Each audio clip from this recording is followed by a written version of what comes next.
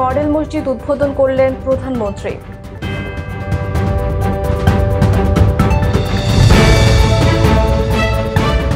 BNP সাম্প্রদায়িক অপশক্তি লালনকারী বলেছেন ওবায়দুল কাদের।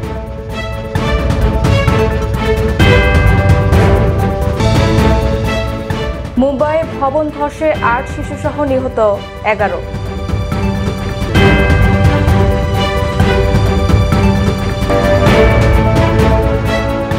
এবং সিরিজ নির্ধারণী টেস্টে মুখোমুখি England New Zealand.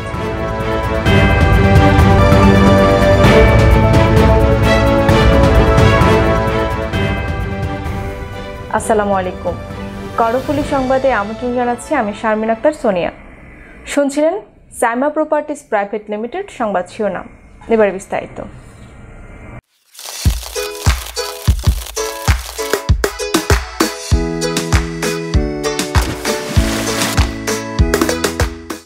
Saima super shop, সাশ্রয়ী মূল্যে সর্বোত্তম পণ্য। প্রধানমন্ত্রী শেখ হাসিনা বলেছেন, ধর্মের নামে সন্ত্রাস, জঙ্গিবাদ ও খুন খারাপি শান্তির ধর্ম ইসলামকে ক্ষতিগ্রস্ত করছে। দেশে দেশে ইসলামের পবিত্রতা ও সুনাম ক্ষুণ্ণ করা হচ্ছে। তাই ধর্মের নামে যেন কেউ সন্ত্রাস ও জঙ্গিবাদে জড়িত না হয় সে বিষয়ে সবাইকে সচেতন থাকার আহ্বান জানিয়েছেন প্রধানমন্ত্রী। সারা দেশে 560টি মডেল মসজিদ ও ইসলামী সাংস্কৃতিক কেন্দ্র নির্মাণ প্রকল্পের প্রথম পর্যায়ের 50টি মসজিদের উদ্বোধনী অনুষ্ঠানে তিনি এসব কথা বলেন।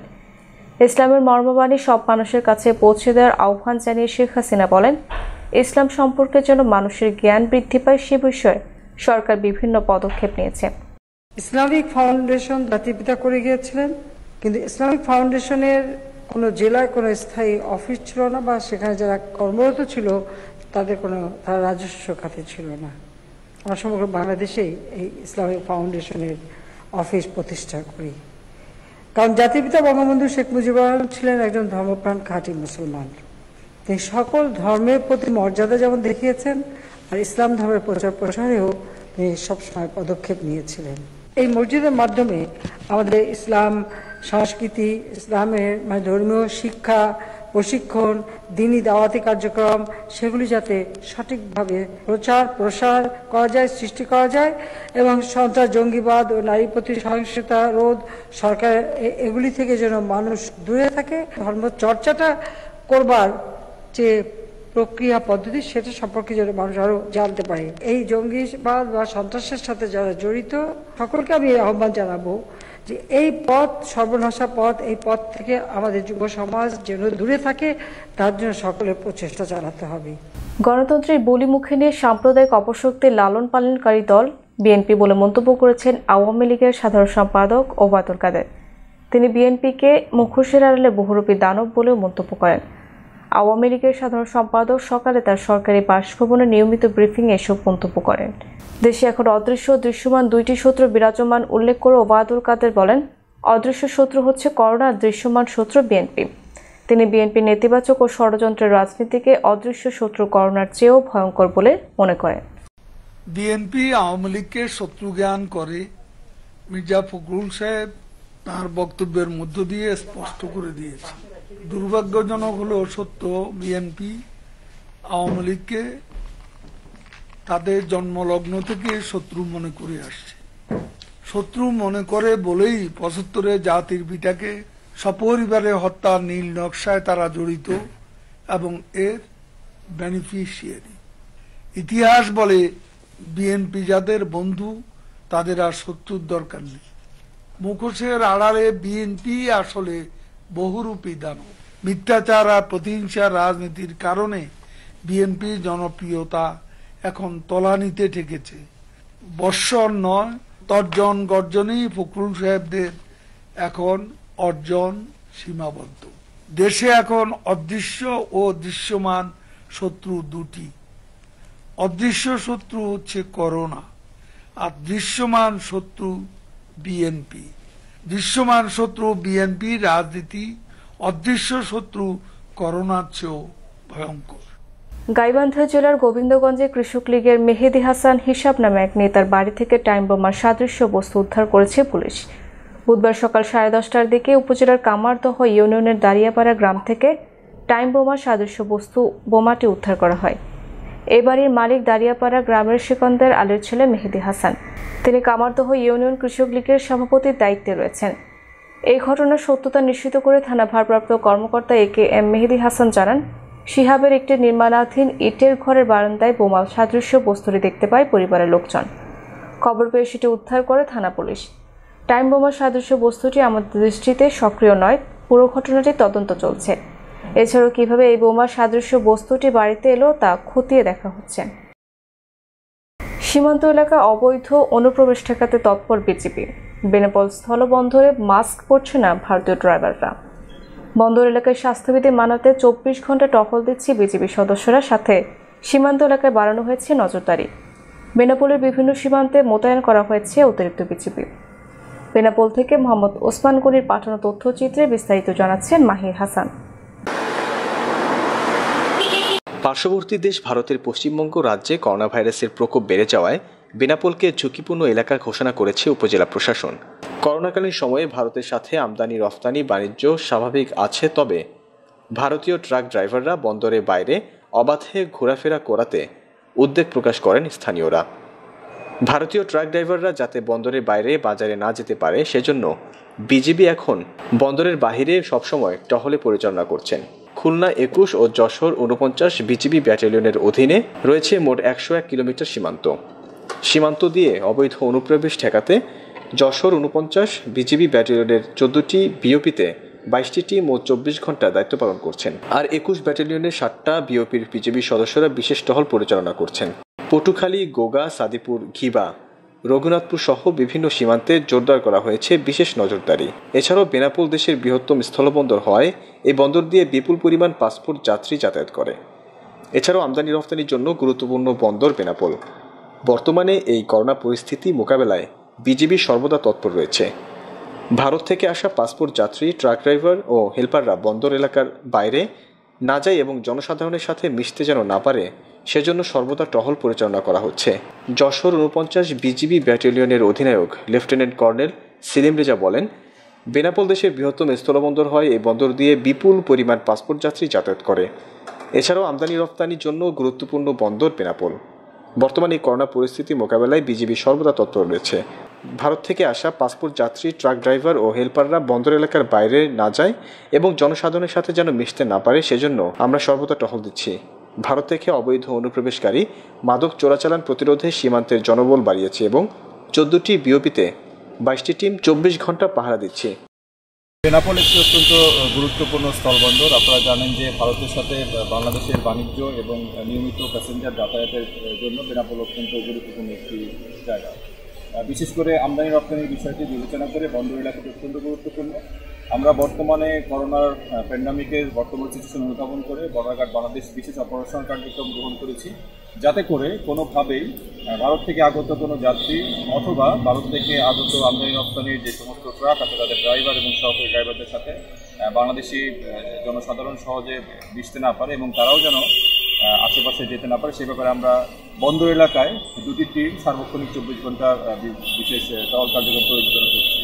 আমরা চেষ্টা করছি স্থানীয় জনসাধারণকে সতর্ক করার জন্য, যাতে তারাও এই বিষয়টি গুরুত্ব অনুধাবন করে সহজে তাদের সাথে না মিশে এবং তাদেরকে যদি প্রয়োজন ব্যতীত এদিক সেদিক ঘুরতে থাকে তাহলে আমাদেরকে অবশ্যই অবগত করবে। এছাড়া আমাদের প্রায় 80 কিলোমিটার সীমান্ত এলাকায় আমরা মোট 22টি টিম নিয়মিত কাজ করছে 24 ঘন্টা। বিশেষ করে আমাদের ভারত থেকে যে সমস্ত যাত্রীরা বৈধভাবে ইমিগ্রেশন পার হয়ে আসছে তাদের ব্যাপারে প্রশাসনিক একটি ব্যবস্থা আমরা ফলো করছি। তাদের কোয়ারেন্টাইনের নিশ্চিত করা হচ্ছে জেলা প্রশাসনের মাধ্যমে। এছাড়া জিরো লাইনে বিজিবি, ইমিগ্রেশন পুলিশ, স্বাস্থ্য অধিদপ্তরের কর্মকর্তা এবং বন্দর ও কাস্টমসের যে সমস্ত অফিসাররা দায়িত্ব পালন করছে তারা সম্মিলিতভাবে দায়িত্ব পালন করছেন। এর বাইরে যে সমস্ত ঝুঁকিপূর্ণ জায়গা রয়েছে যেখানে বিভিন্ন উপায়ে হয়তো কখনো কখনো জনসাধারণ আসতে পারে সেই ব্যাপারে বিজিবি সতর্ক অবস্থায় রয়েছে এবং বেনাপোল এবং তার আশেপাশের সকল এলাকায় বিজিবি মোতায়েন দ্বিগুণ করা হয়েছে এবং তাদের 24 ঘন্টা সতর্ক রয়েছে এবং টহল কার্যক্রম পরিচালনা করা হচ্ছে। চাঁদপুরের ফরিদগঞ্জের মুন্সিরহাট থেকে একতা বাজার পর্যন্ত 2 কিলোমিটার মেন সড়ক চলাচলের একেবারে অযোগ্য হয়ে পড়েছে। দীর্ঘদিন এই সড়ক সংস্কার না করে ছোট বড় গর্তের সৃষ্টি হয়েছে। এতে চরম দুর্ভোগে অনেক চালকরা। এই সড়কের পাশাপাশি 2টি শিক্ষা প্রতিষ্ঠান আছে, এতে শিক্ষা প্রতিষ্ঠানের ছাত্রছাত্রীদের চলাচলে অনেক অসুবিধা হয়ে পড়ছে। এ বিষয়ে মুন্সিরহাট IH ইসলামিয়া আলিম মাদ্রাসার অধ্যক্ষ বলেন, আমরা মাদ্রাসায় বসতে পারি না, ধুলাবাড়িতে শ্রেণীকক্ষগুলো নষ্ট হয়ে যায়, আমার ছাত্রছাত্রীদের চলাচলে অনেক সমস্যা হচ্ছে। এই যে এইসব রাস্তাঘাট যে এই অবস্থা, এগুলো সরকার দেখে না। সরকার কি দেখে? এই যে রাস্তাঘাটে গাড়ি চালান জানা, কিছু চালান জান, তারপর যে অবস্থা আছে এই অবস্থায় কখনো কিছু হয়? মানুষের জীবন নিয়ে তো টানাটানি। আসলে রাস্তাটার জন্য এমন ধরনের কোনো তৎপরতা কারোরই নেই, যা দুর্ভোগ শুধু জনগণের হচ্ছে, গাড়িওয়ালাদের হচ্ছে। এই এলাকার একজন বড় ধরনের MP, উনি কিন্তু এটা তৎপরতা নিচ্ছে না। উনি যদি নিত তাহলে আজ এই ধরনের রোড এরকম হতো না। রাস্তার গাড়ি চলাচলের কারণে আর সমস্ত বালু দ্বারা আমরা মাদ্রাসাতে বসতে পারি না।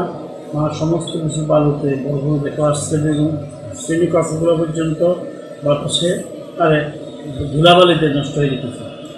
গাইবান্ধা ফুলছড়ি উপজেলার কঞ্চিপাড়া ডিগ্রি মহাবিদ্যালয়ের অধ্যক্ষর সীমাহীন অনিয়ম দুর্নীতি তদন্ত অপসারণের দাবিতে বুধবার সকালে গাইবান্ধা বালাসী সড়কের মদনেরপাড়া এলাকায় মানববন্ধন কর্মসূচি পালনের ঘোষণা দেয় কঞ্চিপাড়া সার্বিক উন্নয়ন কমিটি নামের একটি সংগঠন।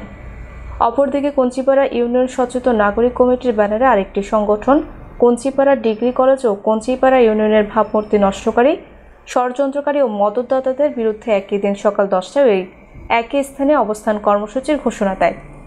ফলে এলাকায় উত্তেজনা ও বড় ধরনের সংঘর্ষের আশঙ্কা দেখা দেয়। বুধবার সকালে মদনেরপাড়ায় উক্ত সংগঠনের নেতাকর্মীরা ঐক্যবদ্ধ হয়ে মানববন্ধন ও অবস্থান কর্মসূচির স্থলে আসতে থাকলে মদনেরপাড়া বাজার কমিটি তাদের বাজারটি শান্তিপূর্ণ বাজার বলে মাইকে ঘোষণা দিয়ে বলেন, এখানে উত্তেজনা সৃষ্টি হয়, এই ধরনের কোনো কার্যক্রম আমরা কাউকে করতে দিব না।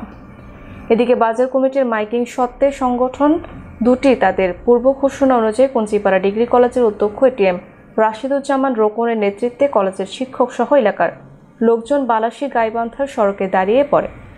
অপরদিকে কালীবাজার রোডে অধ্যক্ষের বিরুদ্ধে মানববন্ধনের জন্য অবস্থান করে কঞ্চিপাড়া ইউনিয়ন সার্বিক উন্নয়ন কমিটি। এ নিয়ে দুই পক্ষের কর্মী সমর্থকদের মধ্যে উত্তেজনা দেখা দেয়। পরবর্তীতে উত্তেজনার খবর পেয়ে সৃষ্ট যে কোনো পরিস্থিতি নিয়ন্ত্রণে আনতে ঘটনাস্থলে উপস্থিত হয়ে ফুলছড়ি উপজেলা পরিষদ চেয়ারম্যান GM সেলিম পারভেজ, উপজেলা নির্বাহী অফিসার আবু রাহান দোলন, থানা অফিসার ইনচার্জ কাউসার আলী সহ বিপুল সংখ্যক পুলিশ পরিস্থিতি নিয়ন্ত্রণে আনেন। আমরা দ্রুত এখান থেকে মানববন্ধন যারা করেছে, অংশ নিয়েছে, উভয় পক্ষকে অনুরোধ করব, মদনেরপাড়া এলাকার মানুষ শান্তিপ্রিয় মানুষ, সেই এলাকায় এসে অশান্তি সৃষ্টি করলে এখানকার পরিস্থিতি যদি খারাপ হয়, এর জন্য উভয় পক্ষকে দায় দায়িত্ব তারা সঠিক অবস্থানে ফিরে যাবে, এটা উভয় পক্ষের কাছে আমাদের অনুরোধ। ময়মনসিংহের ত্রিশাল উপজেলার ত্রিশাল ফুলবাড়িয়া সংযোগ সড়কের 6 কিলোমিটার জুড়ে অসংখ্য খানাখন্দ। সড়কটি দেখে মনে হয় এটি সড়ক তো নয়, যেন গর্তের ভাগাড়। ফলে সাধারণ মানুষ ও যানবাহন চলাচলে দেখা দিয়েছে চরম ভোগান্তি। 12 কোটি 12 লাখ টাকা ব্যয়ে 3 দফা সময় বাড়িয়ে গত 3 বছরেও শেষ হয়নি ওই সড়কের সংস্কার কাজ। ত্রিশাল উপজেলার বৈলর বোর্ড থেকে ফুলবাড়িয়া উপজেলা সদরের দূরত্ব 20 কিলোমিটার। ওই 20 কিলোমিটার সড়ক সংস্কার ও রক্ষণাবেক্ষণের দায়িত্ব রয়েছে উপজেলার প্রকৌশল বিভাগ। ত্রিশালের বৈলর বোর্ড থেকে ফুলবাড়িয়া উপজেলার সীমানা পর্যন্ত সড়কটির 5.5 কিলোমিটার পড়েছে ত্রিশাল উপজেলার অংশে। ওই সড়কে ত্রিশাল ফুলবাড়িয়া দুই উপজেলাবাসীর যোগাযোগ ব্যবস্থা সহজতর করেছে। প্রতিদিন হাজার হাজার মানুষ ও শত শত যানবাহন চলাচল করে ওই সড়ক দিয়ে। তবে দীর্ঘদিন সংস্কারের অভাবে সড়কে অসংখ্য খানাখন্দের সৃষ্টি হলে 2018 সালে সড়কটি পুনর্নির্মাণের টেন্ডার হয়। 12 কোটি 12 লাখ টাকা ব্যয়ে সড়কের পুনর্নির্মাণের কাজটি পান মেসার্স ঢালি কনস্ট্রাকশনের স্বত্বাধিকারী নাসিমুল গনি। ওই বছরের 26শে জুন থেকে 2019 সালে 13ই আগস্টের মধ্যে কাজ সমাপ্ত করার কথা থাকলেও ঠিকাদারের অপরাগতায় পরপর 3 দফায় সময় বর্ধিত করা হয়। বর্ধিত সময় শেষ হবে চলতি বছরের আগস্টে। গত 3 বছরও চলাচলের অনুপযোগী ওই 5.5 কিলোমিটারের মধ্যে 3 কিলোমিটার পরিমাণ সড়কের শুরুকে ফেলে শুধুমাত্র রোলিংয়ের কাজ শেষ হয়েছে। ওই দীর্ঘ সময় সংস্কার কাজ শেষ না হওয়ায় ঠিকাদারি প্রতিষ্ঠান ও LGD কর্তৃপক্ষের উপর চরম ক্ষোভ প্রকাশ করেন স্থানীয় এলাকাবাসী ও ভুক্তভোগী যাত্রীরা।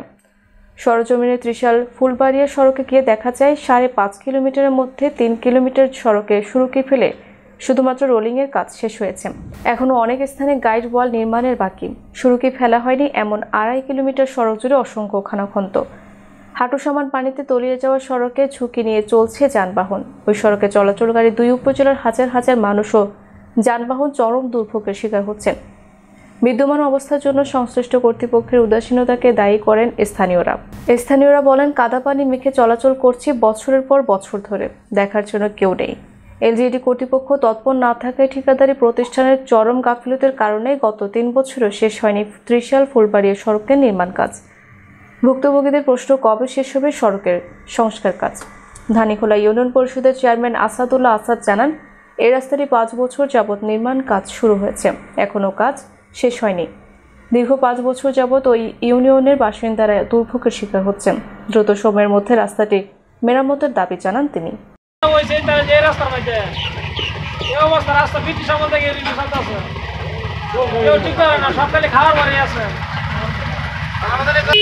আসলে ফুলবাড়িয়া থেকে আমাদের এই বয়লর হয়ে ত্রিশালে যে মেইন রাস্তাটা, প্রধান রাস্তা, যেটা দানীখোলাবাসী সারাক্ষণ এই রাস্তা দিয়ে চলাচল করে, তো এই রাস্তাটি গত 5 বছর যাবৎ খুবই খারাপ অবস্থা, যেটা নাকি দেখলে যে কেউ দেখলে এটা নিয়ে মন্তব্য করে যে সারা বাংলাদেশের মাননীয় প্রধানমন্ত্রী শেখ হাসিনার এত উন্নয়ন, এই উন্নয়নের তো ছোঁয়া ওইখানে দেখা যাচ্ছে না। এই রাস্তা দেখলে বোঝা যাচ্ছে যে আসলে বিষয়টা সারা বাংলাদেশের চাইতে এই রাস্তাটা একটু আলাদা, ব্যতিক্রম।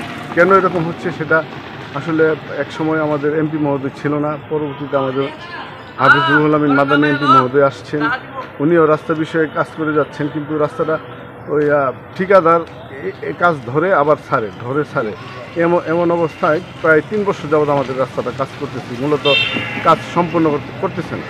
এটা নিয়ে আমরা খুবই দুর্ভোগে আছি। আমাদের স্কুল কলেজ ছাত্রছাত্রীরা যেমন কষ্ট করেছে বেশ 2 বছর, আর এখন গর্ভবতী মহিলারা বা বৃদ্ধ মানুষরা এরা মোটেও চলাচল করতে পারে না এই রাস্তাতে।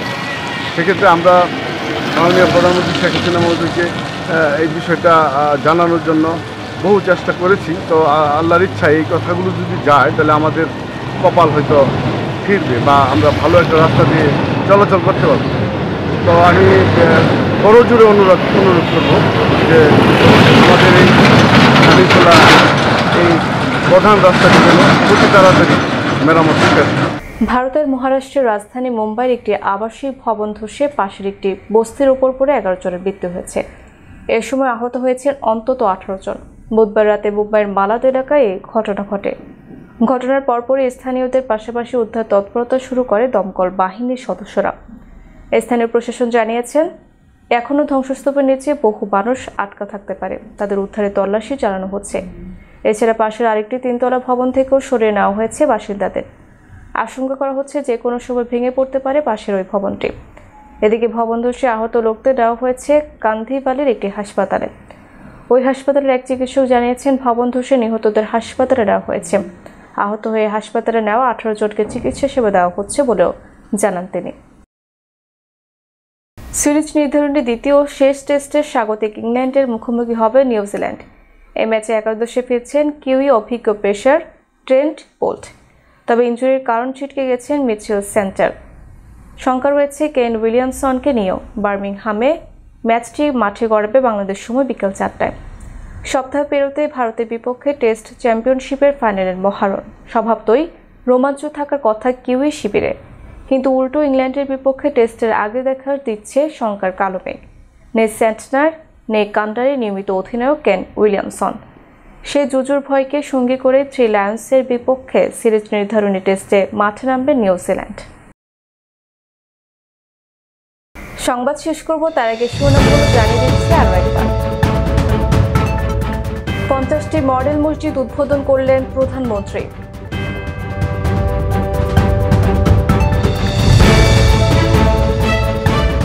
বিএনপি সাম্প্রদায়িক অপশক্তি লালনকারী বলেছেন ওবায়দুল কাদের।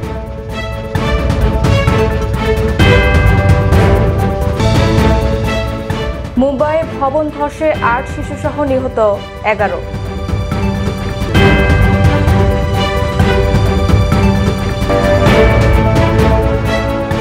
এবং সিরিজ নির্ধারণী টেস্টে মুখোমুখি ইংল্যান্ড নিউজিল্যান্ড।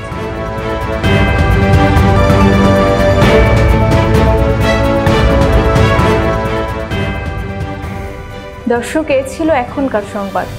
প্রতিদিন রাতে আমাদের সংবাদ দেখার আমন্ত্রণ রইল।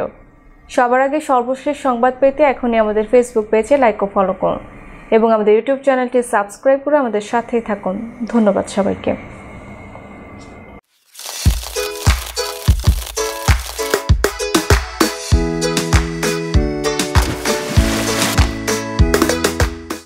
সাইমা সুপার শপ, সাশ্রয়ী মূল্যে সর্বোত্তম পণ্য।